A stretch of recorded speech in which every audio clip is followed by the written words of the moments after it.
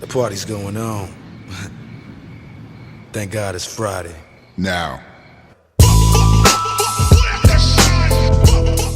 All right. Hey, everybody, and welcome to the Fantasy Realm presented by Pro Football Debate. I'm your host here, Alan, accompanied by resident self-proclaimed fantasy genius, Adam, also a resident author of Pro Football Debate, writes on everything fantasy related. You can check that out over at profootballdebate.com. Also joining us tonight is Brandon, also known as B Pappy. He is our hired gun, our hired antagonist, whose real purpose is just to be here and irritate me and tell me all the ways in which I'm wrong on all of my opinions. What's up, fellas? How we doing tonight? Doing good, man. Doing good. Happy to be doing this. It's pretty exciting. Absolutely, Brandon. How we doing over there? Good. Coming off the Lions victory, man. Happy. Yeah. Loving that. All three of us, for those that don't know, are diehard Lions fans. We were all together last night, having a beer, having a cold one with a few of the buddies, and got to take that game in. That was a blast. We're going to cover that tonight, actually.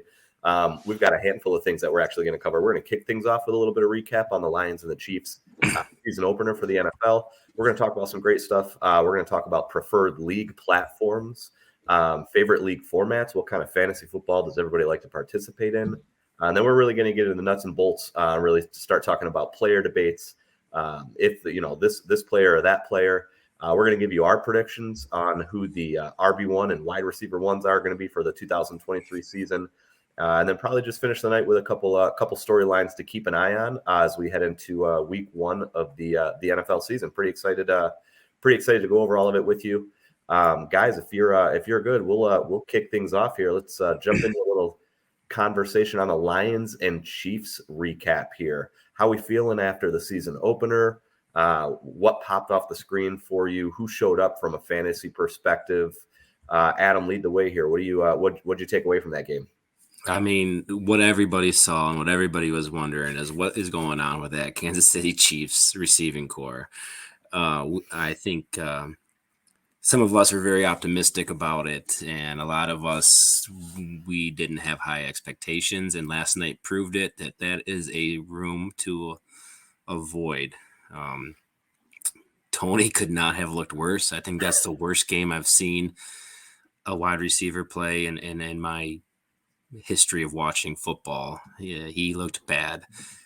Sky Moore he had 0 catches. Justin Watson had 2. Noah Gray was a little bit involved, and I think their leading receiver catch-wise was Isaiah Pacheco. So that was a very lackluster performance. With that said, the Chiefs' running game did not look too good. That was I think their leading rusher was Patrick Mahomes. Yep. But then, not to be expected, Patrick Mahomes looked like Patrick Mahomes with nobody at wide receiver. Definitely felt that Kelsey miss. Lines wise, Amon-Ra. I mean, what can you say? That dude is he's open. He's always going to be open. There's not a route he can't run. He's going to find the soft spot in the defense, and he's just a dog. To me, he's a wide receiver 1. Must start. Don't care about the matchup. Don't care if he's dealing with an ankle injury. If he's in the lineup for the Lions, he's in my fantasy lineup. No questions asked. Yeah, absolutely. So from the Kansas City side, definitely kind of like keeping an eye on that wide receiver room. And I guess like you said, it's kind of just a nightmare, right? It's like that play you can't make. You got to stay away from it. On the Lions side, Amon-Ra St. Brown. I agree on the Amon-Ra side. He had 9 targets last night on, 32, somewhere in that neighborhood, 32 attempts by Jared Goff. It was a 28% target share, which is massive, right? Anything in the 30% range, elite from a fantasy perspective. So he's always open. He's going to command the ball. And he got those early. The Chiefs game planned and pretty much took him out of the game. So he got those early. And yeah, if the Lions can develop a wide receiver too, I mean, hopefully J-Mo comes back and is that guy. You can't give that type of attention to St. Brown, but right now defenses are just they're gonna key in on him. right? Yeah, yeah, for sure. Brandon, what do you got on that game last night? What'd you take away from it? Yeah, I'm big on matchups, like defensive matchups when I'm setting things up. So for me, seeing the Lions come out and of course, relative to the Chiefs receiving room, obviously not being that great, the Lions did shut down Mahomes, to a good extent. So for me, I'm paying attention to when teams are going up against the Lions, and one of the maybe undervalued things is seeing Aiden Hutchinson's just busting on the line, and they were all over Mahomes. Not a lot of sacks, but they kept him contained, out, and he couldn't get off strong throws and things like that. So I'm paying attention to who the Lions are playing. I have a QB that's going up against them. I'm not liking that matchup. So to me, that was something that I wasn't sure if that was going to be the case. I mean, I'm not saying start the Lions on defense. They did get a defensive touchdown, which was pretty sweet. Yeah. But Thanks yeah, to I'm Tony. Yeah, thanks to Tony. I'm paying attention to that matchup for sure, because outside of there not being a receiver. So you're gonna avoid players playing against the Lions, right? I think QBs. I think that line is gonna harass QBs all season. So I'm if I've got a matchup where, depending on who you have on your team, it's hard to say, right? But if I have like a Burrow and I don't know who or a Burrow and Goff, I'm starting Goff that week. That's bold. I think they shut down Mahomes. He had a good week. He scored 24 points. I think that's did. He's still that. It's about average, right, for quarterbacks. It's a good week. It's not Mahomes. You're crazy. Week, elite. So that's where I'm at with it. But yeah. I think I definitely want to see if I'm gonna sit a quarterback because they're playing with the Lions. Like I want to see the Lions hold a quarterback to single digit points, right? I want to see him hold a quarterback to under 150 yards and no touchdowns. Like Mahomes still kind of made his way running the ball. Detroit didn't really kind of cover the running lanes very well. And that's kind of been the MO for Detroit for a while, right? We have trouble with running quarterbacks. So Mahomes will kind of put that on display a little bit. For me, it's definitely those Kansas City wide receivers. Kadarius Toney definitely. I mean, I think I heard a stat earlier. It was like PFF graded the single worst wide receiver games in like the last 5, 6, 7 years or something outrageous like that. Yeah, 2018. Yeah, that's wild. What was his average draft spot? I feel like people were really high on him. Never paid attention to him because that guy is garbage. Yeah, don't like him. He you know what? Next week he could have 9 for 115 and 2 touchdowns, and I'm still not paying any attention to him because he's fool's gold. He's going to pop every now and then, and you're going to put him in your lineup, and then you're going to get a dud. He's inconsistent. He's injury prone. I know we were talking about these Kansas City wide receivers. We were chatting last night, and I'll be completely candid. I said Kadarius Toney was the play. I thought he was going to be the one that we wanted to play out of that. Excuse me, I'm a little bit under the weather right now if you can't hear, but I thought he was the play, and then he came out and literally dropped. Yeah, he got the targets. So they were trying to feed him the ball. He just he had the yards. He was open. Yep. He got open. Yep. So him and Rashee Rice were the two that I think got the most targets. They looked the most involved. I'm extremely disappointed in Sky Moore. Well, what he looked like, because I kind of am hoping for him, but yeah, I guess 11. My problem with that wide receiver room is there's 11. They had completions to 11 different pass catchers last night. And I know we joked about this in the past couple of days, but like it's almost like the old school New England Patriots where like you just could not pick a wide receiver to start in a lineup, and it's just you're going to deal with that all over again, right? At the end of the year, tight end, good coach. Yeah, that's it. At the end of the year, it's probably going to be Marquez Valdes-Scantling that's going to be the leader in terms of receiving yards, but he's not a guy that you're going to play. He's going to get a pop. He's going to get a big pop, but he's not getting your targets. In a PPR league where you want to get the catches, I'm still not on him. I after looking last night, I'm probably boosting Rice up a little bit. Yep. And I still got hope for Sky Moore, but maybe he's the guy you can target as a desperation. Maybe somebody's done with him after that goose egg. Maybe you just throw some back of the end roster in a redraft, and then I'd offer a future third for him in Dynasty. Yeah. I mean, why not? He's going to get more run. One thing we haven't talked about is the running game for the Lions. I think I missed it a bit on Jahmyr Gibbs. I thought he was going to be included more week 1.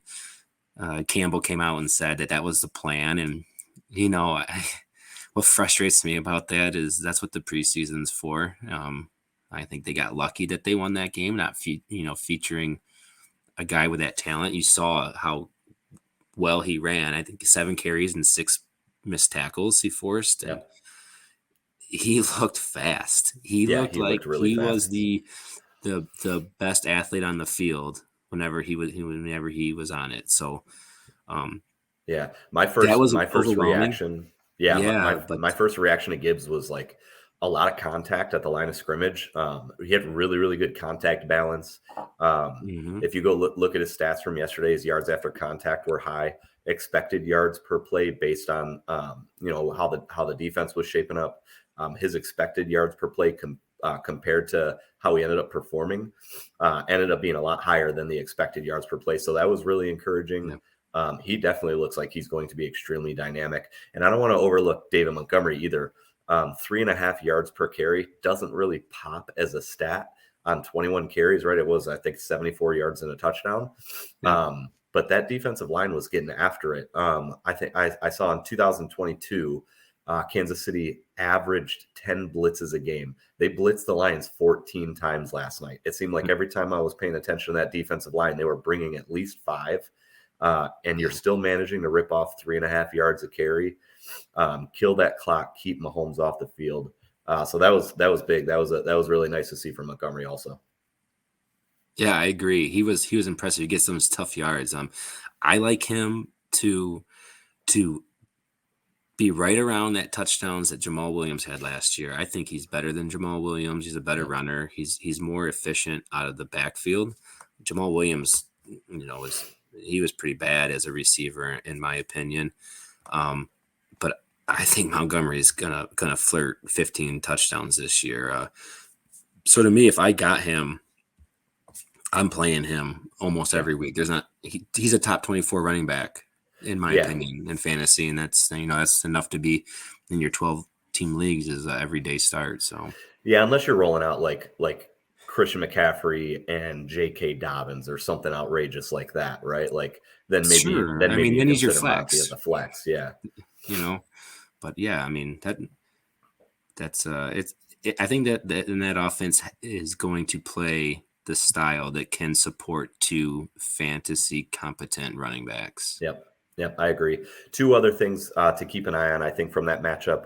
One, we got to keep an eye on Travis Kelce's health because it's very clear that Mahomes is going to struggle without Travis Kelce. Like, you really might have to start considering, like, maybe you took like a Mahomes really early.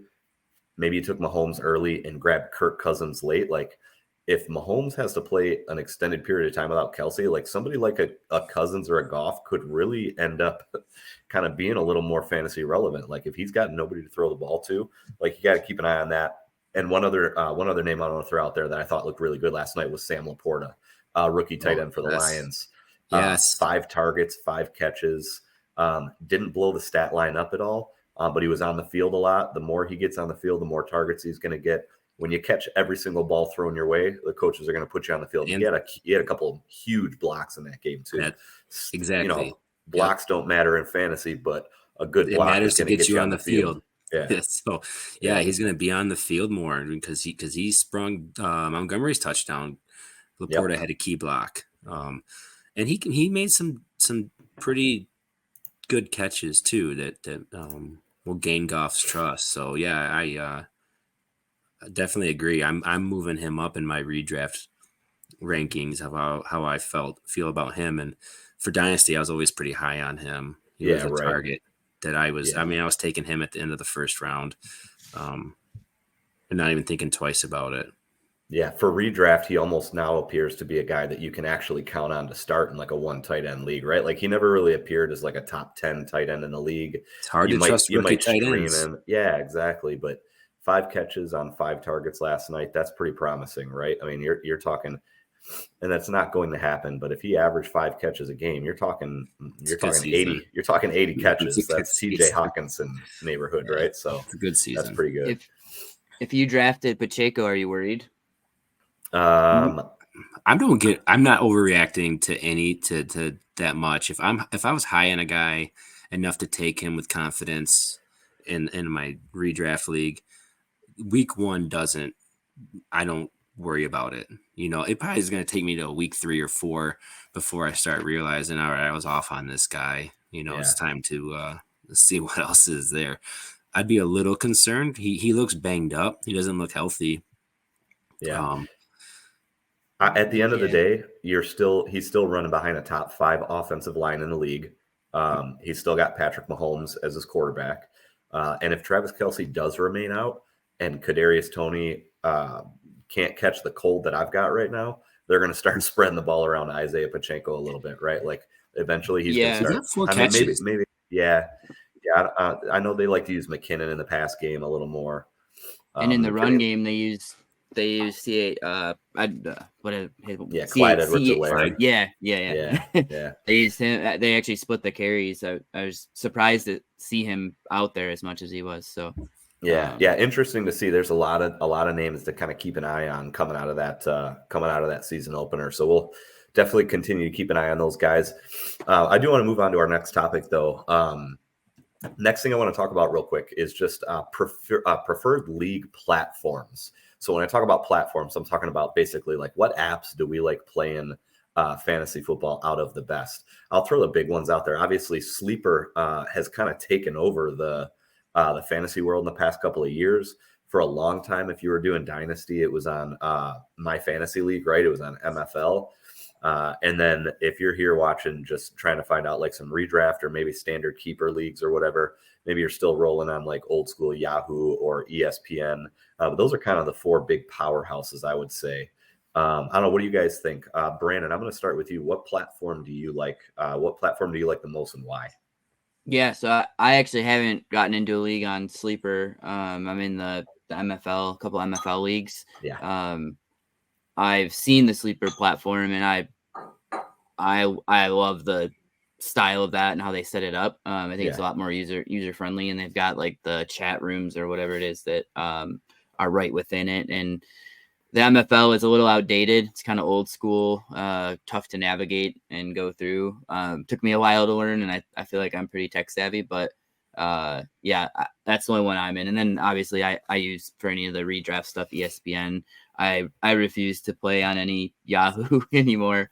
Those are like, I remember playing those in high school days. So I haven't joined a Yahoo league in a while. Just don't like the way it's set up. So yeah, I think you're spot on with Sleeper. Like the user interface is so much friendlier. You know what I kind of relate it to is like, we're old enough that we might, Brandon, you might surely remember this, but using Windows and then having to switch over and use DOS for something. Like Sleeper is like the new invention Windows, and then My Fantasy League is like DOS, right? Like that's where everything works and you can do absolutely anything inside of it, but it's like, it's antiquated, it's old, it's kind of irritating to navigate through. So yeah, I'm with you. For me, I'll do any league on Sleeper all day long. I do still have a league in MFL, but I prefer my Sleeper app over MFL all day long, mostly because like the apps for MFL are terrible. So a lot of the functionality in MFL, you can't even really tap into unless you're on their website, and like everything's mobile nowadays, right? And that's where it's kind of the adverse on Sleeper. I find Sleeper easier to use on my phone and harder to use on the computer, and vice versa with MFL. That's kind of where I'm at on that. Adam, what do you think? I'm the old crusty get off my lawn here. I've been on MFL since 2005, and okay. I like those more complex leagues. I like salary cap leagues. I like the Devy leagues, and those just don't happen on Sleeper. But the last couple of years, I've really tried to get into Sleeper so I can get an opinion on it. It's growing on me. I do like, once I figured out I do like the chat's better without a doubt. The chat on MFL, and you find MFL, all these leagues are going to group me. So it's like if I get into a MFL league, I have to have the MFL, and then I have to have group me to communicate. Where Sleeper's built a nice chat platform, so I like that. Yeah. So I like the ability. I like the ability to do 3-team trades, 4-team trades on Sleeper because I'm a nerd like that where I like to look into stuff like that. And in MFL, it's just not an option, and you pay a good amount of money to run your team off of MFL. I mean, I don't know why they don't have that option, but those two, I mean, if you want to argue one back and forth, I agree. They're both nice. I like them both. So you mentioned Deviant auction. You can't even run those on Sleeper, can you? No. So I think a lot of people will start the league in MFL and then just transfer the rosters over to Sleeper, right? You can do auction, but not a slow auction in Sleeper. Okay. So if you're going to do a long auction, where you can nominate 12 guys at a time and do that whole deal, proxy bidding and such. You can do that on MFL. So a lot of leagues will start on MFL, take that free trial, and then transfer the leagues to Sleeper. But on Sleeper, you can do it's like a snake draft, and you nominate a player for auction, and then the whole league now bids on that guy. So I didn't really care for that style. I like when everyone's up there and it's slow, because I can still go to work and do my thing, and then when somebody like Brandon snakes you with 4 minutes left on that bid when you've been waiting for 24 hours, you can send him nasty texts and go and egg his house and stuff. I love it. So are you guys even running anything at all on Yahoo or ESPN anymore? Because those are like the gateway drugs, right? Like everybody started on one of those two platforms. Yeah, for sure. I started on Yahoo, and it's not even an option. If somebody calls me or texts me and says, "Hey, I got a league on Yahoo," I'm not doing it. Don't care. Right, fair enough. And I don't even ESPN. Yep, not doing it. I don't know if CBS still has one. Not doing it. To me, it's a two horse race. So that's a no brainer for you then. Anything on Yahoo or ESPN, you're out. Almost as easy as answering somebody on whether or not you want to join an 8-team league, right? I'm not joining an 8-team league. To me, I'm sorry if some of our listeners like that, but if it's under 12, it's not for me. Yeah. I've been seeing these people post like, "Here's my 6-team league." Like, what's the point? Just do daily, dude. Yeah, right. What's the point? That's probably a good segue into our next topic. We'll talk about preferred league platforms. Before we dive into that, I notice you're drinking. I'm drinking a little something over here too. What are you sipping on tonight? I got a barley wine by Jackie O's down in Athens, Ohio. Okay, right on. Brandon, what are you drinking over there? Nothing. I drank enough watching the Lions last night. All right. I'll let it fly this time. I'm drinking, just keeping it pretty simple with KBS, Kentucky Breakfast Stout from Founders. So keeping it old school. There you go. Kind of like this Lawrence Taylor Super Bowl 25 jersey. No big deal. Yeah.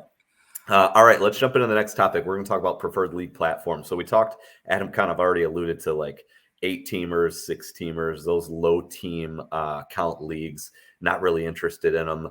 A lot of different formats that you can play in: redraft, keeper leagues, dynasty leagues, auction leagues. What am I missing? Devy leagues, in IDP leagues. What's your guys like? What kind of leagues are you in right now? And what's your preferred kind of format? I'm in a lot, and my preferred is I love Devy leagues. I love auction drafts. In Dynasty, I'm not in any redraft leagues right now, and I like big rosters, big deep rosters, because I feel when you're in a lot of leagues, it's easier to just rely on the drafting and having a deep roster than checking the waiver wire every week and submitting your claim. Like, I'm terrible at that, so I can't be in a league that's small rosters because I'm going to slip up. I get it. You. So a direct quote would be that Adam prefers them big and deep. Yeah, That's fair, like right? Brandon All on a right. Friday. Like Brandon on a Friday. All right, I dig it. Brandon, how about you? What kind of leagues are you in right now? Yeah, I'm big on the Debbie. Adam actually got me into the Debbie league format probably, I don't know, 5-6 years ago. I had no idea what I was doing when I got in there. Didn't even understand what it was. And for anybody that doesn't know what Debbie is, it's where you draft college players essentially and build a taxi squad. And then as they come up through and graduate and get drafted, they go onto your roster. And for our league, we set contracts and dollar amounts, and you have a salary cap and things like that. So that format I have fallen in love with because it's cool to research the college players and find those guys that, everybody talks about the hype guys, and then you can research deep and pull somebody out and you get him off a draft. And the nice thing about that league in particular, when you have contracts, is it's a little bit, well, people will complain about dynasties, like the draft's not as fun. The rookie draft's not as fun, right? And that's fair. Like the best part of fantasy football is probably the draft. Yeah, for sure.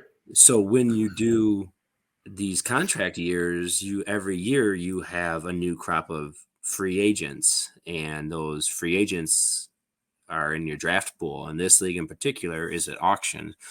So every year, there's just different styles, different methods of how you can attack the league, right? Like, you can do studs and duds. You can go for depth. You can handle all that. You can set your contracts based on how your team is being built. And it's like a perfect, into my mind, it's a perfect middle ground between your standard dynasty and a redraft league. So it keeps things, every year it keeps things new. You can rebuild on the fly. If you want a veteran and you're going for a win now, like for instance, this year, I'm in a win now situation, and I bid a lot of money on Austin Eckler and Saquon Barkley and won those two, put them on 1-year contracts and to go for it. And that was just my game plan this year. 1-year contracts for Eckler and Saquon. It's like you're a real life general manager. Yeah, I feel important. I feel cool. Yeah.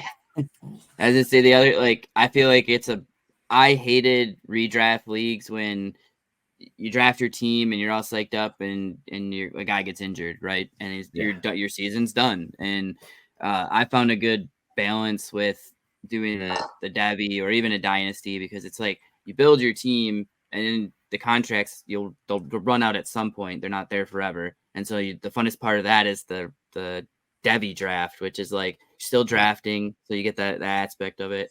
That's why it's been fun for me. And then a format we didn't talk about or haven't really listed is daily. I love doing daily and Devy now over these redraft leagues. I am in like a redraft league with my buddies from high school, but like that's just a fun kind of bragging rights, talk shit to each other type of thing.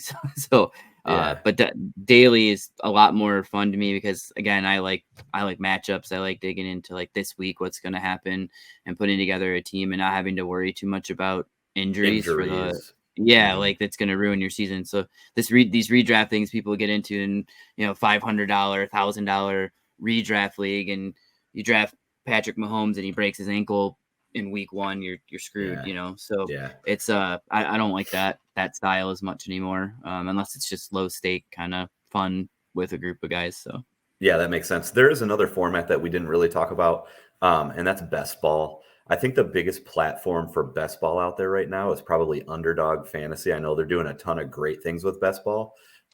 Michigan, actually, all three of us live in Michigan, is one of the few states that, if I'm not mistaken, Underdog is actually not available in for whatever reason. So I know I don't do a ton of best ball. I don't do a ton of daily. I stick with kind of my just standard dynasty leagues. I do have one IDP league that I've been in for a while. We start 2 linebackers, 2 defensive backs, 2 defensive linemen also. That one's fun as long as you got to get the scoring right on those, right? Like it took a little while in our league. So now like cornerbacks and safeties, pass breakups are kind of a big deal, and you don't get a ton of them in a game. So those are worth a lot more points. So we're finding now, like if you got a good defensive back, you're actually scoring, 12, 14, 16 points with a DB. So finding the right ones are definitely important. But IDP's kind of tricky. I prefer just like standard dynasty. And then I do help. My wife has a keeper league that I always help her out with too. So, and that's just like your standard keep 2 players, keep them no more than 3 years, so on and so forth. So I see for me, because I'm in so many leagues, IDP is just too much following the injury statuses of stuff. So like if I ever did IDP again, I would do a best ball. And I just picked up my first league that's a best ball this year, and I think I really like the concept of it, right? So he's just your best player, and your strategy changes. Guys like Gabriel Davis get promoted, and that's the format where I would flirt with the idea of picking up Kadarius Toney. Yeah. Because I don't have to predict which week he decides to play football. Yeah, no kidding. And he's going to do it at some point this year, right? Like he's going to have a 2 touchdown, 3 touchdown game. Like the dude's athletic off the charts. He just doesn't know how to catch footballs, apparently. I don't know. That was wild. I'll take it. All right, I'm going to keep us moving here. We're going to jump over to the next more interesting stuff.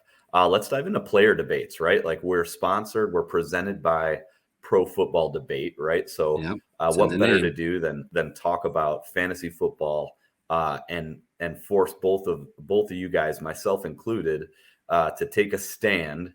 When I present, I'll present to you 2 players.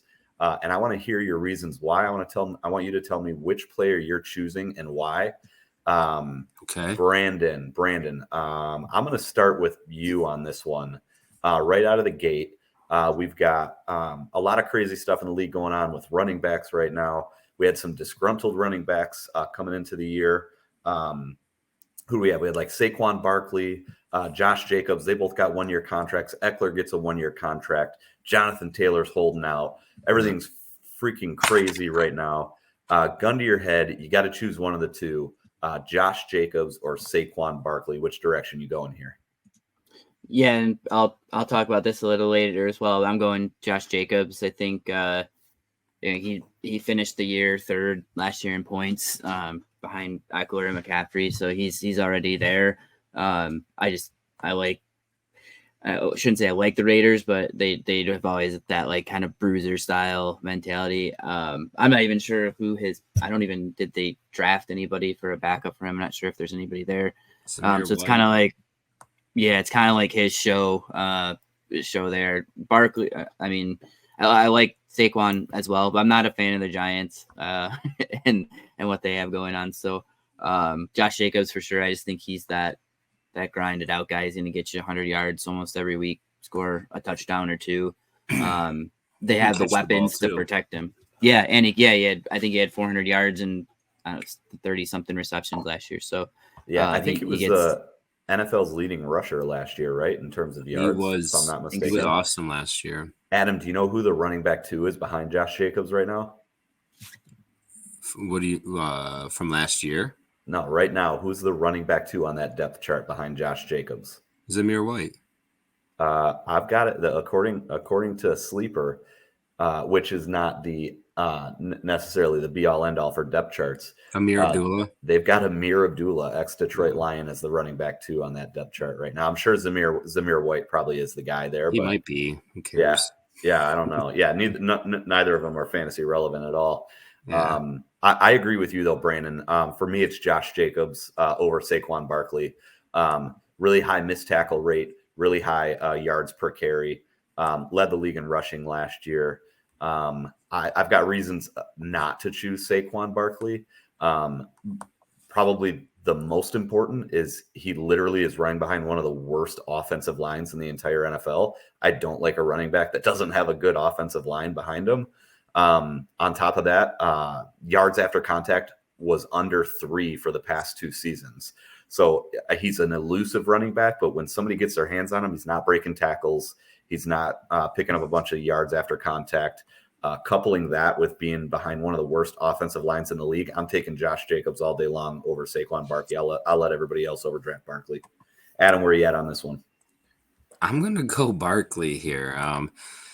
I like Josh Jacobs, so I don't really not comfortable like dogging him or anything, but Like you're not in a bad spot with either of them, right? You're probably going to be decently satisfied with both of them. I don't think these two guys, and I don't know about redrafts too much, but I don't think they're like in Dynasty at least, their ADPs aren't comparable. Like, so if I'm doing a fresh Dynasty, Jacobs is a steal. Barkley's probably right where he should be. But if I'm comparing these two, I'm taking Barkley. Jacobs just had a huge workload last year, and I think if you look at the history of guys that have that type of workload and get that RB1, the next year there's a pretty sharp decline in their numbers.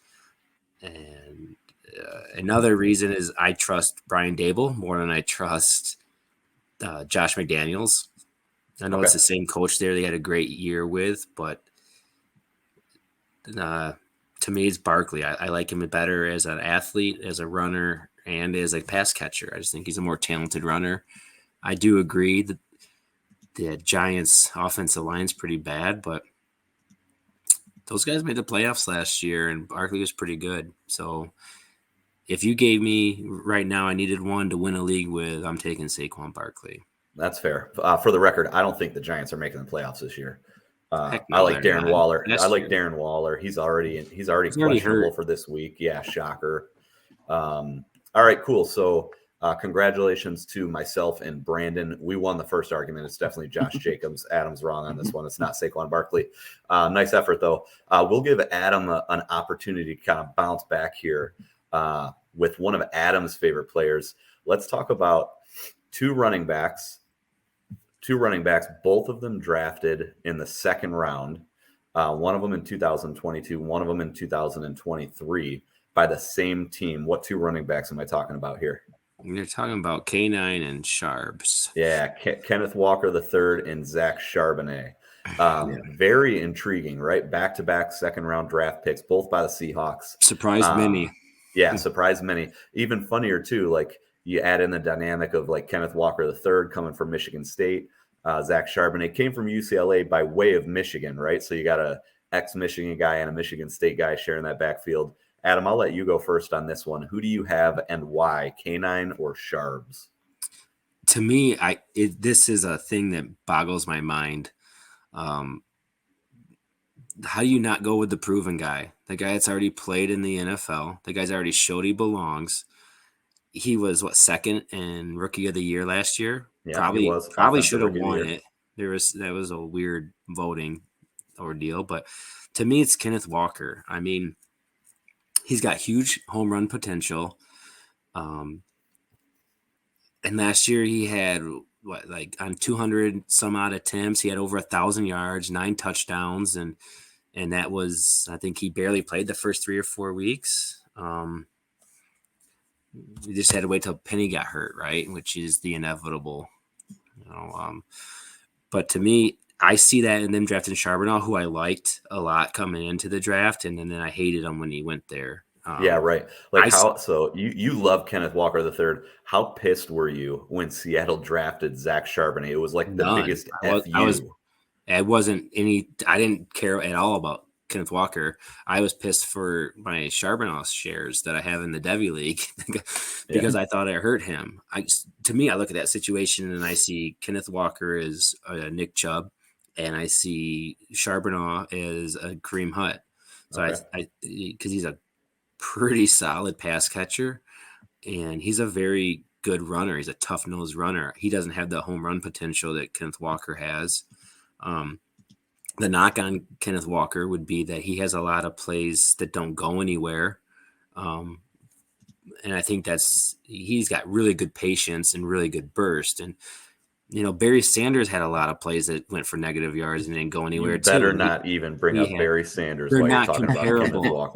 They're not comparable. But what I'm saying is you don't judge a running back by that when you have that home run potential. Yeah. They're both going to play. They're both going to be probably worth being in your fantasy lineup at certain points, depending on matchups. But to me, if I gunned ahead, You asked me which one's going to be the better running back, and it's not even a question. I mean, I wrote my bold predictions article, and I had Kenneth Walker as a top 5 running back. I mean, that's pretty bold. Yeah, That'll take some luck if Charbonnet happened to hurt himself or something, a shoulder injury popped back up. I'm really confident about that. Yeah. But being in that shared backfield in a high-powered offense with 3 legit wide receivers, going to be a lot of running lanes open for sure. Dude, they're going to both eat. It's going to be, they're both going to be good. But yeah, to me, hands down, I don't even have to think about it. I was shocked this was a question. Yeah. That's fair. Be Pappy. Where are you at on this one? Yeah, I'm in the same boat as Adam. I'm going with Kenneth Walker. I read an article. I think they were talking about this, and the reason they said they drafted him was to build depth because they had no real depth in the backfield. So I don't think this is the situation where I think if I get Kenneth Walker in a redraft league, I'm drafting Charbonnet in the later rounds to handcuff because is he going in the later rounds though? I don't know where he was going. This is another thing I see too with like rookie running backs, and even like we were talking about with Gibbs, there was a lot of these super high expectations, and like when you're in a redraft league, if you're taking Charbonnet in the same area that you're taking Kenneth Walker, I think that's just wrong. The rounds should be split up. You know, you're going after one and trying to handcuff. Now other people are gonna draft them, but if they want to waste I don't know exactly where the ADPs were, but if you're gonna waste a 3rd or 4th round pick on Charbonnet, then fine. That's another player that I'm gonna get that should have went earlier. You know, so I think there's a lot of hype that gets put on these rookies when they come out, and if you're in a redraft situation or not in a dynasty or Devy where you're building for that long term, that I'm almost ignoring the rookies and going after the guys that have been there. Kenneth Walker was 1,000-yard rusher last year. How are you not going with him? I have a feeling Allen's going to come out with some Charbonnet stats or something to talk about why Charbonnet should be there, but there's no way this is not. To be honest, I was surprised too by the question because they're on the same team and one has to run. So all right, fair enough. I am actually in the Charbonnet camp. I've never really liked Kenneth Walker all that much. I hate the boomer bust factor, like Adam you brought up. For every good play that he does have, there's another play where he's tackled at the line of scrimmage, doesn't get anything going. A couple other things to pay attention to. I just did a dynasty startup a couple of weeks ago. Kenneth Walker drafted 3rd round, 8th overall. Zach Charbonnet, comparable running back in my opinion. I would take Charbonnet, especially considering the fact that Charbonnet went 9th round, 5th overall. Value-wise, it's Charbonnet, and I don't even think it's close, at least from a startup perspective. And then for me, the deal breaker for me is like Charbonnet is the power back between those two. Like goal line carries, like we're going to see it. We'll see it, this weekend. I think both guys are healthy. We're certainly, all 3 of us are going to get a close-up look at it next week when they play Detroit. Anything inside the red zone, anything goal line, I think you're going to see more Charbonnet than you do Kenneth Walker. Kareem Hunt did that too to Chubb. Yeah, fair. Yeah, that's fair.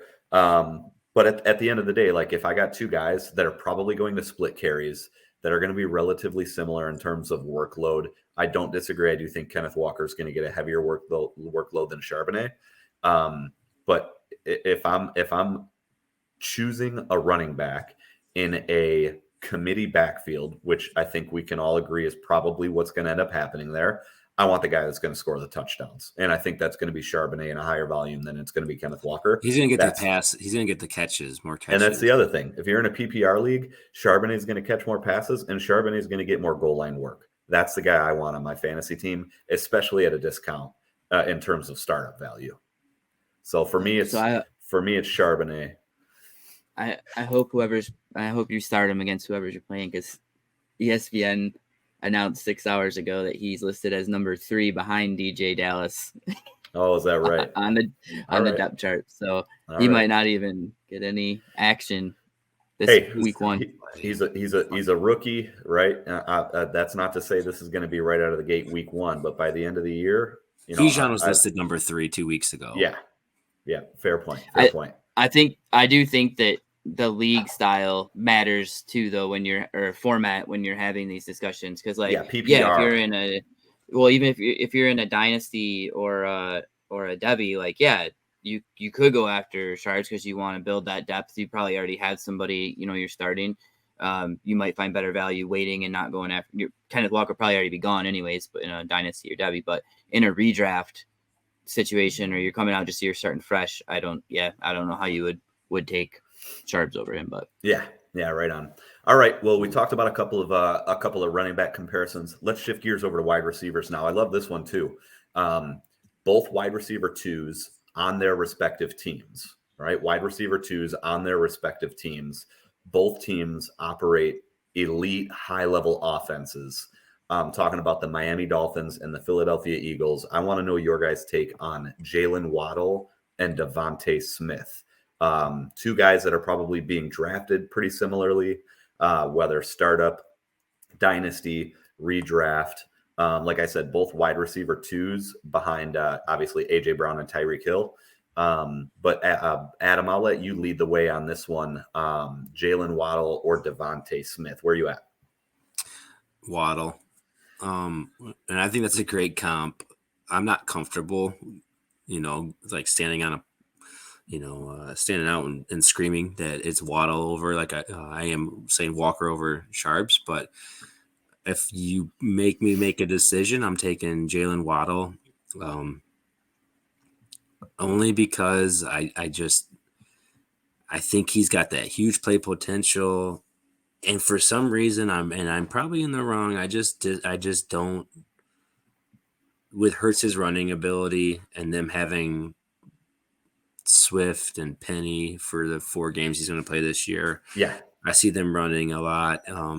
Smith really showed out last year, but I'm taking Waddle. I'm just I like his huge play potential. I think he's extremely shifty. He had 75 catches last year. I think he had 100 as a rookie.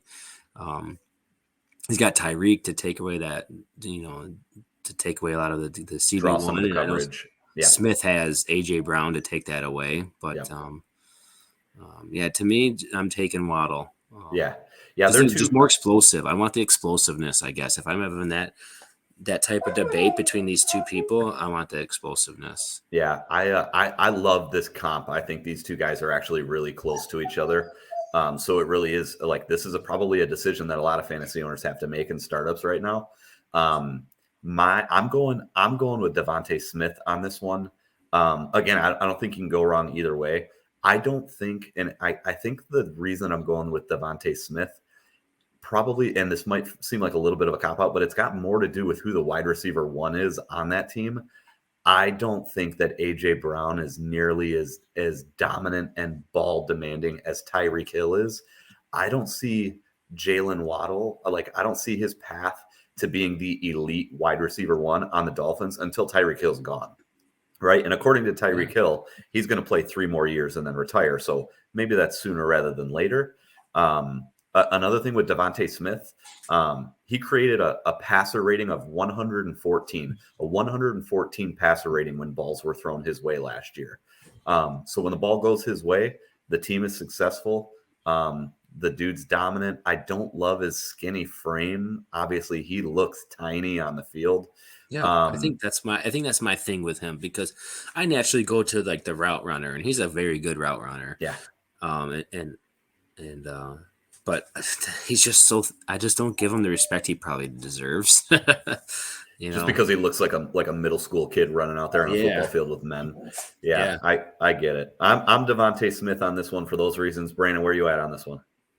Yeah, I'm going Waddle. And my primary reasons, Jalen Hurts. He takes away so much from the players with touchdowns and things like that just on his own.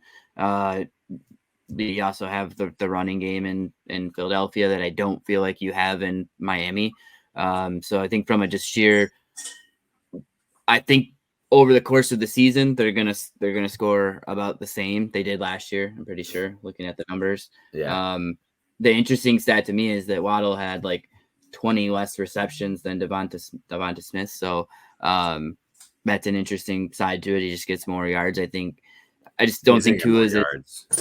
Yeah, I just think Tua is not going to be mobile like Hurts is and take away, on plays. Plays break down quicker and Hurts is going off instead of having to find a guy. And I think Waddle gets in those situations just because he gets open. But yeah, I'm going Waddle for those reasons.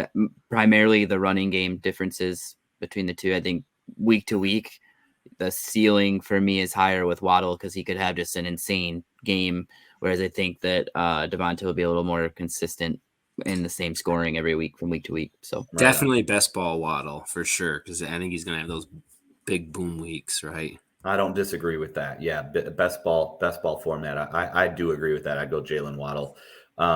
Standard redraft, dynasty startup, whatever the case. I'm Devontae Smith on that one. So if you're keeping track, if you're keeping score at home, that's Brandon and I on Jacobs. Adam said Saquon Barkley.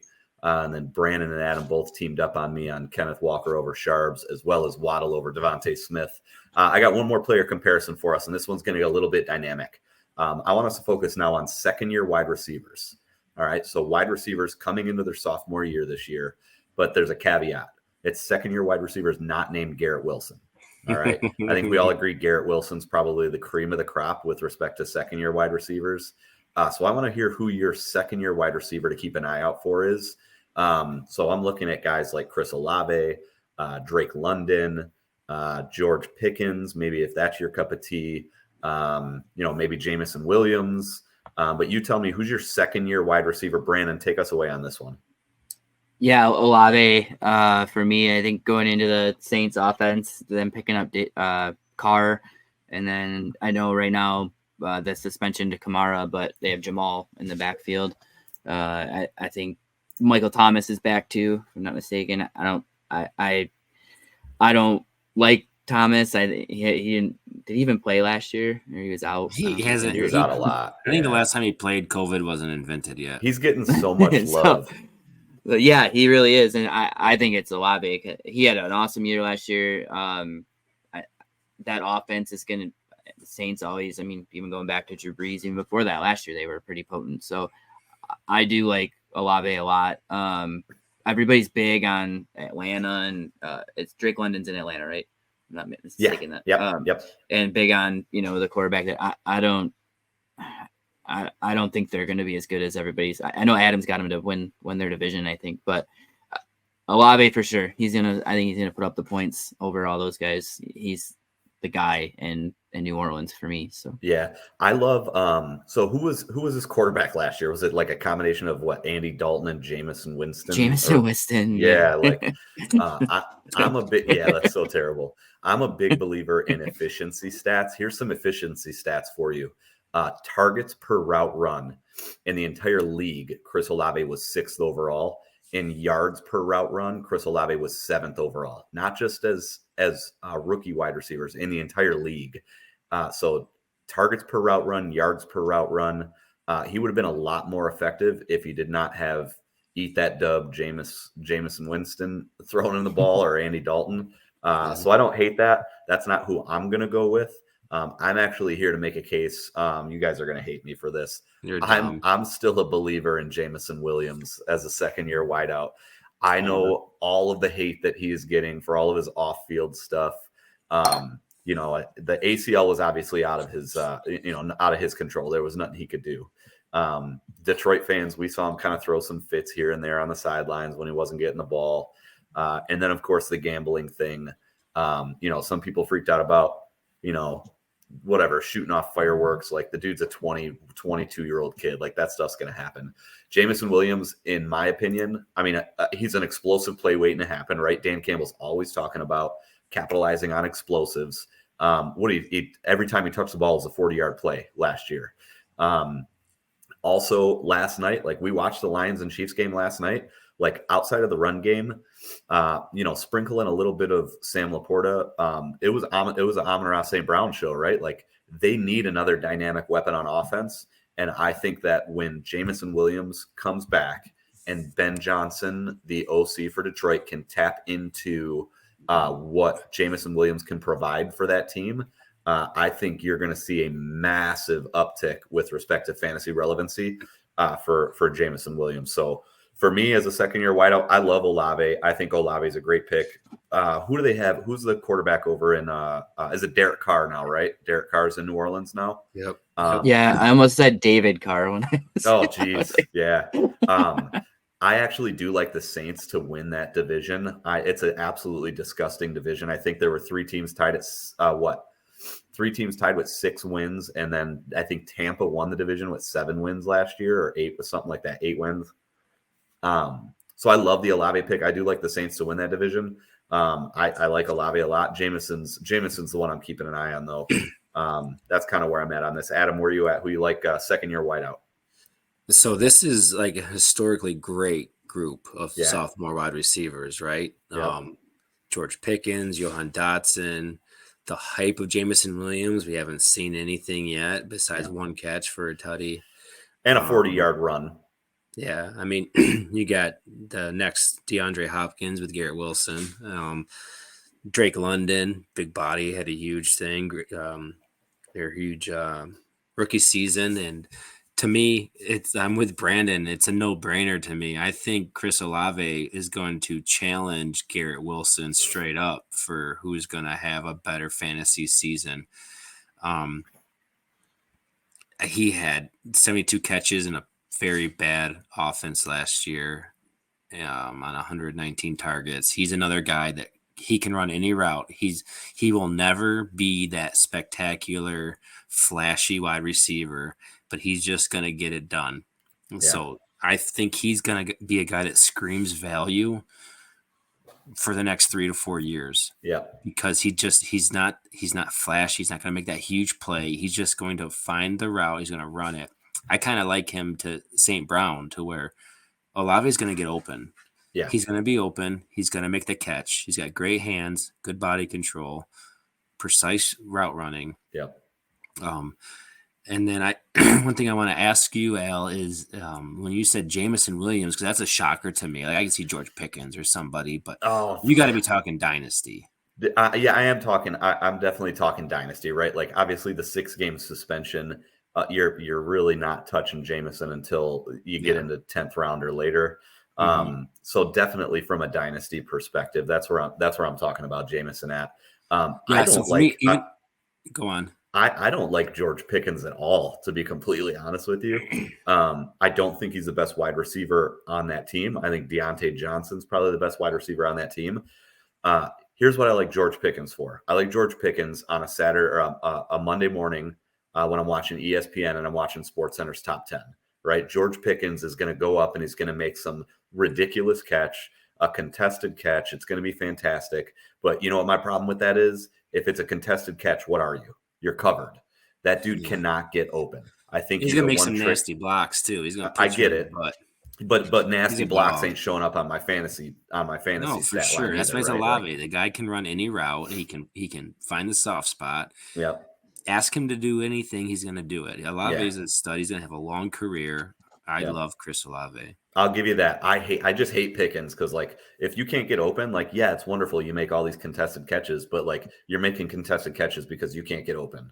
Like, I love that you can go up and get it. But people can make a career out of that. I mean, Fair. DeAndre Hopkins doesn't really get much separation. Yeah. He's had a decent career. That's fair. All right. I'll give you that. All right, so that's sort of our player debate section of the show. We're going to move on to another topic now. I want to get your guys' take on make your stance right here, right now. Who is your RB1 and who is your wide receiver 1? We're going to start with wide receivers this time, but there's another caveat. I'm not letting either of you pick Justin Jefferson. I think that's sort of dude. That's like the consensus. Most people are taking Justin Jefferson as the wide receiver 1. I'm not letting you off that easy. So I want to know who you think will challenge or who is most likely to challenge Justin Jefferson as the wide receiver 1 in standard PPR formats. Brandon, I'm going to let you go first on this one. Who you got? Yeah, I'm going to go with CeeDee Lamb. I don't think Jefferson will finish first. I think he actually dropped down. They have no running back. I don't disagree, actually. They lost Thielen. They got the rookie wide receiver that came in. And KJ Osborne is the other one. he's decent. I know, and I'm not a fan of Kirk Cousins either. Like I like him, but I just You don't like that. You don't that like that that offense.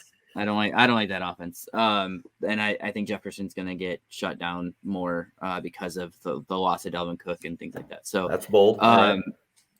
so I'm going CD. I think he actually will have a better season than Jefferson. He's coming off back-to-back 1,000-yard seasons. He had 156 targets last year, Yep. 9 touchdowns. He's the Dallas offense is pretty high octane. I think with Tony Pollard stepping in for Zeke, I feel like now they got this receiver back too that can come out and help him out. There's not really anybody else in the receiving room with CD. They added Cooks, which I think actually helps him. I do agree. I do think too. that helps him. Yep. So I think CD's gonna have a great year. The other piece to, or I guess variable, is Dak was out last year for 5 games, and he still put up numbers with what was it, Bailey Zappi or whatever his name was. No, He's in England. Yeah, who was it? Cooper Rush throwing the ball. Yeah, Cooper Rush. Yeah. Central Michigan, baby. Come on. So I mean, I do think he's gonna have a great year. He could go over 1,500 yards this year and get to 10 touchdowns. So I like him as my pick for wide receiver 1. All right. I like the Brandon Cooks point. I do think Brandon Cooks is going to draw a little bit of attention away from CeeDee Lamb. Like, Brandon Cooks is just kind of that tried and true wide receiver 2, no matter where he goes. And I feel like he's been on every team in the league. He makes it happen as a wide receiver 2. CeeDee Lamb, he had statistical highs in pretty much every single statistical category. My problem with CeeDee Lamb is his quarterback's name is Dak Prescott. I think Dak Prescott is trash. I want nothing to do with Dak Prescott for that reason. I don't love CeeDee Lamb, but if he falls in my lap, I'm good with it. I won't knock you too bad on it. I'll go next. My wide receiver 1, and to me, this one feels like a no-brainer, and I feel like I'm cheating saying it. I got Tyreek Hill all day long, right? For the same reason that I don't love Jalen Waddle over Devontae Smith, because I think Tyreek Hill is just that demanding as a wide receiver. He ranked 3rd in total targets last year. Only Justin Jefferson and Devontae Adams had more. And he didn't have a healthy Tua last year either. He had 170 targets last year. 3rd in the league in plays over 20 yards. He had 45 plays over 20 yards. Again, only behind Justin Jefferson and Devontae Adams. 2nd in the league in receptions. He had 119 catches. 2nd only Justin Jefferson. I think Jefferson had 128, if I'm not mistaken. And the big one that stands out to me for Tyreek Hill, talking about efficiency stats, 3.2 yards per route run. That was number 1 in the entire NFL, and it actually wasn't even close. It was over a full half point larger deficit from him to 2nd place, which was Justin Jefferson at 2.62. His yards per route run was absolutely off the charts. 3.2 is freaking outrageous. Assuming Tua stays healthy, which is a big assumption, obviously, Tyreek Hill's my wide receiver 1. Yeah, those are both good. I mean, I feel like those guys, anyone can make an argument for them, along with probably a small handful of others, but I'm going to go with his former teammate, Jamar Chase. Jamar over at LSU, yeah.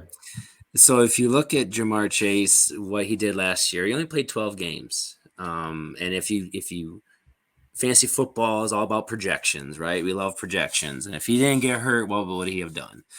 He would have had 123 catches. He would have had on 189 targets, and he would have been just shy of 1,500 yards. So that's a pretty monster season. Yeah. Another thing that I like, guys play harder when they're lobbying for contracts, which he is. He wants that extension. Yeah. He's gonna ball.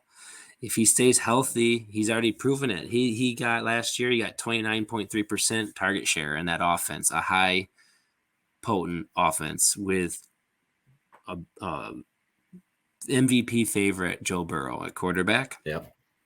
And he had 26 red zone targets. Yeah. Last year. Yep. Playing 12 games.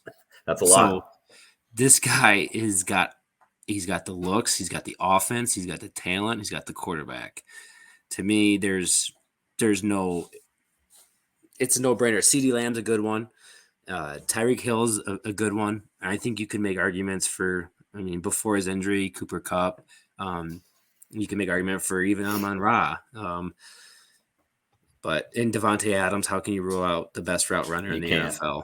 And he might be the guy, right? Like until we see him not do it, like Devontae Adams is going to threaten for wide receiver 1 numbers every single year. And I don't think Jimmy G hurts him as bad as others. Yeah, you're gonna say CD can't with Dak, and you're gonna go with Devontae with Jimmy G.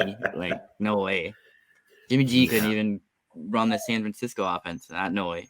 All right, so that's where we're at on wide receivers. Let's shift over to running backs. Adam, I'm going to let you go first this time on running backs. Who is your RB1 for the 2023 season?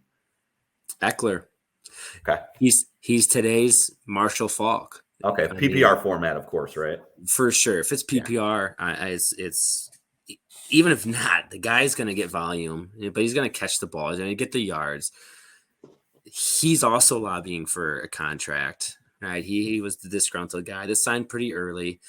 If you've seen his off-season workout videos, the guy's in incredible shape. He is kind of resembles me, works out a lot, kind of shredded.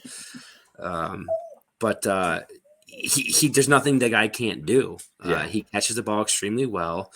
I know a lot of people are fading him because Kellen Moore's there and they drafted Quentin Johnson. Kellen Moore's not a dummy. He knows the weapon he has out of his backfield in Eckler, and he's got no competition. Joshua Kelly, does he strike fear into opposing defenses? No. We're going to give it to Isaiah Spiller, who runs in mud. It's Austin Eckler. He's going to play 85, 90% of the snaps at running back. He's going to line up out wide. He's going to get catches. He's going to get the yards. He's going to get the goal line carries. It's to me, no-brainer, Austin Eckler. Yeah, the stat that stands out to me for Eckler, especially from a PPR format standpoint, is he's used as a wide receiver like 30% of the snaps that he's taking, right? Yeah. Like he's not – it's almost cheating, right? Like he's barely a running back. But he's a running back. He just catches a lot of balls. He'll push 100 catches, right? He'll probably push 100 catches again this year. He's a 2,000 all-purpose yard. Yeah. Just pencil it. He's going to get it. For sure. I don't hate the Eckler pick. Brandon, who you got? Who's your RB1 for the season? Yeah, obviously I can't go with Eckler with Adam. I think he is the hands down probably no-brainer guy. Could have removed him like Jefferson, him and McCaffrey, just because they catch so many balls out of the backfield. But outside of those two, I'm going with Josh Jacobs for sure. We talked about it a little bit earlier. I just think I'm not as concerned. I'm more concerned of an injury with Eckler and McCaffrey than I am with Jacobs. If I'm thinking about like potential injuries and things like that. So, and the workload from last year. So I like Jacobs. He grinds it out. He's going to get 1,300 yards rushing, whatever it was. He had 1,600 last year. I don't think he'll get that again. But I think he might score more touchdowns. And I like Jimmy G coming in offense. I think he's had good backs in the past, and that'll be the offense that they run will be through Jacobs. And they got Devontae, so there's really nobody. There's no worry about the passing game with Devontae there. And that's where I think the Eckler side, they picked up some more receivers. And they have Keenan Allen, of course, too. And Herbert loves to throw. So yeah, for sure. I think if he doesn't get the catches, I don't think my worry is if Eckler gets anything taken away from the receiving side, he's not going to get the rushing yards like Jacobs does and the goal line touches that Jacobs does. So that's where my thought process is with it. Yeah, right on. I hear Brandon's dog chowing on them squeaky toys. Adam's dog. My chowing dog. on No, that's not mine. It's definitely my dog. He's being a problem. Love it. I love it. My RB1, I like the Josh Jacobs. I like the Josh Jacobs play I mentioned earlier. He had a really, really high missed tackle rate and high yards per carry. Like those are good stats to live off of, right? Jacobs, I think, is going to have a good year. For me, it's Nick Chubb. And Nick Chubb obviously was really good last year, right? Over 1,500 rushing yards. I think it was 1,525 rushing yards last year. He was third in the league in rushing behind Josh Jacobs and Derrick Henry. He was fifth in the league in fantasy scoring, and that was with Kareem Hunt taking a lot of the receiving work taking a lot of the receiving work from that Cleveland backfield. A full year with a healthy, refreshed Deshaun Watson. I think that offense is going to be clicking. He runs behind the PFF second best graded offensive line in the entire league outside of the Eagles, which PFF, you can make your arguments about them or against them all you want. But, per PFF, Cleveland's got the second best offensive line in the entire league. Last year, Nick Chubb had a career high PFF grade of 90.7 as a rusher. And never once in his career has he posted a grade below 80 per PFF. High missed tackle rate, high yards per carry. He's going to get a lot more balls in the backfield, receiving with Kareem Hunt out of there. Jerome Ford, some people are kind of liking what Jerome actually, do they still have Jerome Ford's the RB2 there, right? Yeah, I love Jerome Ford. Yeah. And Jerome Ford's nice, but he ain't Nick Chubb. For all those reasons, that's why Chubb is, Chubb is my pick as the RB1. I like the Nick Chubb play quite a bit. That's a good pick. Yeah. All right. So that's that covered everybody, right? We got everybody's RB1s. We got our wide receiver ones. Yep. So if I'm going to tell you, we'll try to do this. I'm going to try to keep you within like a minute to 2 minutes, but I want your storyline to keep an eye on this weekend, right? We're kind of like really finally diving into week 1 of the new NFL season.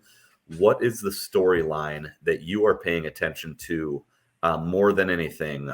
Brandon, I'll let you go first on this one. What's your storyline to watch?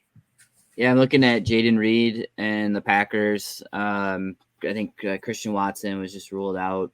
Dobbs is questionable with a hamstring. So, there's no shortage of the run game with Aaron Jones in Green Bay, and they're going to need somebody to pass to, and he's put a good preseason together. And even though he's a rookie coming out, Jordan Love has something to prove. They're going against the Bears. They want to win the game, obviously, with an interdivision rival. So I just look for him to have a pretty big game, especially if Dobbs is out. There's no other offensive weapons, I think, on Green Bay. Obviously, their 2 main receivers out. They got the new tight end and then Aaron Jones. So I like Jaden Reed. I like the Jaden Reed play a lot. Jaden Reed is actually probably my most drafted rookie wide receiver this year. In a lot of my rookie drafts, I aim for Jaden Reed in all my leagues. I do think even with a healthy Christian Watson and a healthy Romeo Dobbs, I think Jaden Reed's the play. Yeah, I love that. I love the Jaden Reed play. I'll give you my storyline to watch, and then we'll let Adam wrap up with his. But for me, it's the rookie quarterbacks. We've got, the 3 rookie quarterbacks taken in the top 4 picks, right? Bryce Young to Carolina, CJ Stroud to Houston, and Anthony Richardson in Indianapolis.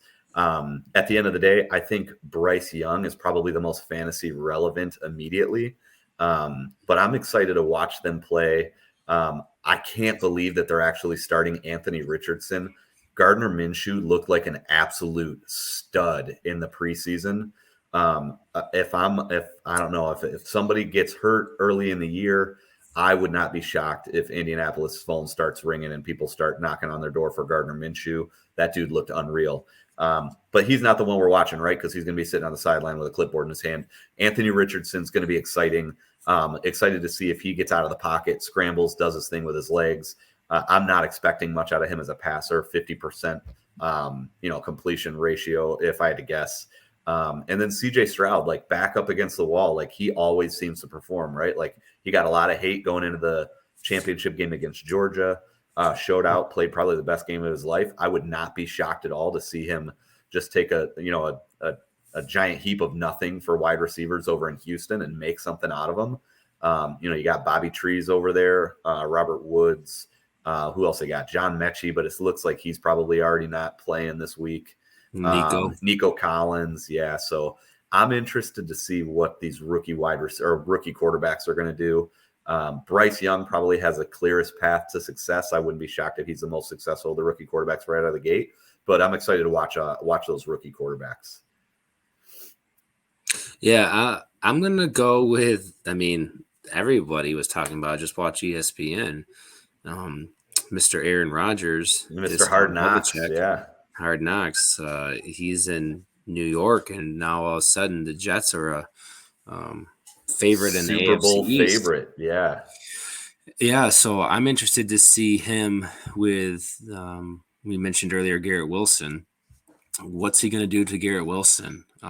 He should elevate him. Garrett Wilson was a dog with Zach Wilson and Mike White, and so you're going to put Aaron Rodgers in that offense with those weapons. And, you got Brandon's sleeper favorite tight end, Tyler Conklin.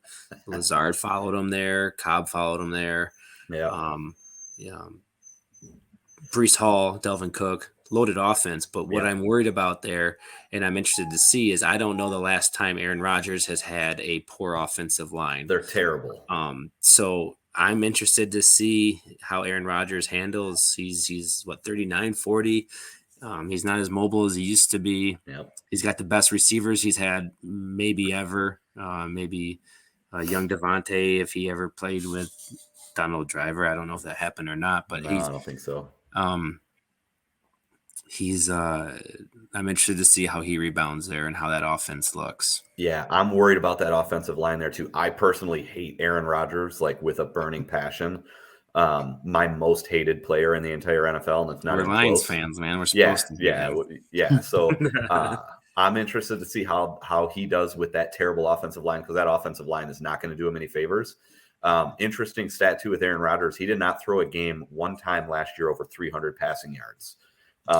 He had no his receiving core was pretty poop. I get it. Watson, who was pretty poor until the end of the year, right? Yeah. I'm excited to watch Aaron Rodgers fall flat on his face. That's what I'm hoping for. Tyler Conklin, 2 touchdowns. Oh my gosh. Here we go with this Tyler Conklin mess. Just because you went to the same high school as the guy, Brandon thinks he's going to be this all-star. 2 touchdowns. All right. Well, those are our storylines to watch. So Brandon, you said you are going with Jaden Reed over in Green Bay. I'm watching these rookie quarterbacks. Adam's paying attention to Aaron Rodgers and the Jets. We're going to watch every single one of these games. We'll be back with you guys next week to give you a little bit of recap on how all the games went for the opening week. Thank you, everybody, for tuning in to our inaugural episode of the Fantasy Realm presented by Pro Football Debate. Covered a lot today. We talked about the Lions and Chiefs season opener last night. What were some of our takeaways from that game?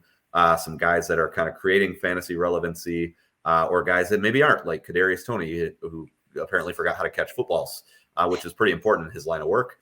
We talked about league platforms. We talked about league formats, redraft, Devy, IDP, you name it. Player debates. We talked about our RB1s and our wide receiver 1 predictions, and then finish up with the storylines to watch. We'll have a lot more content pretty similar to this every week. We'll talk about games that went on. We'll talk about matchups that we enjoy. We'll talk about what's going on in the fantasy world, players that we want in our lineup, players we're going to stay away from. A lot more to come as this show evolves. But just want to say thank you all for showing up and checking us out. And tune in next week. We'll be back to give you some more content. Brandon will give me a little more crap, and Adam will be wrong about his player debates, but we'll be here.